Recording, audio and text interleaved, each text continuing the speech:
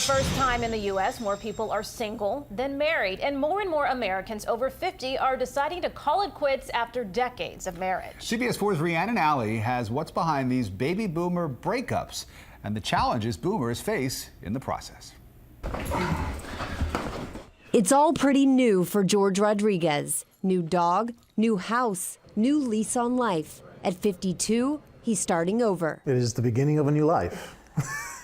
It was unexpected, to say the least. After 22 years and 2 daughters together, he and his wife decided to split. And I thought to myself, never was going to get divorced. I was very devoted to my family. But while they focused on raising their family, the couple lost sight of each other. We, grew in different directions. George is not alone. The divorce rate for baby boomers, people over 50 years old, has doubled in the last 2 decades. They're willing to say, gee, I'm not happy, so I want to end this and move on to something better. Professor Zanita Fenton at the University of Miami School of Law says baby boomers are nonconformists in many ways, but also hold traditional values in others.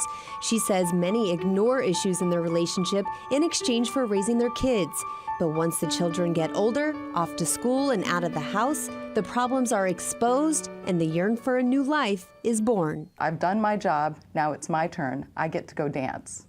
I get to have some fun. After 2 decades of marriage, Deborah Lazaga wasn't happy. With her 2 daughters now adults, she realized something about her marriage. You go into parenting and you become a parent and you start saving for your 401ks and retirement and everything, and meanwhile the person next to you, you can either grow together or you can grow apart. A new life means new challenges and often a lot of problems along the way. Carlos Blanco was married 24 years, and then he got divorced. His kids remained his top priority, but he didn't anticipate the twists and turns divorce brought for him and his boys. So he started his own company, Matters of Divorce, to help people like George and Deborah navigate the messy and often nasty journey. The biggest mistake that we see all the time is we'll get a call and it'll be, I want the biggest, baddest divorce attorney in South Florida because I'm going to get her or I'm going to get him.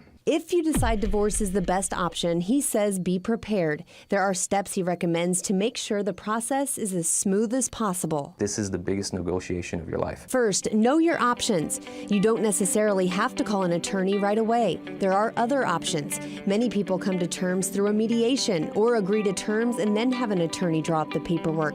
This can save both sides a lot of time and money.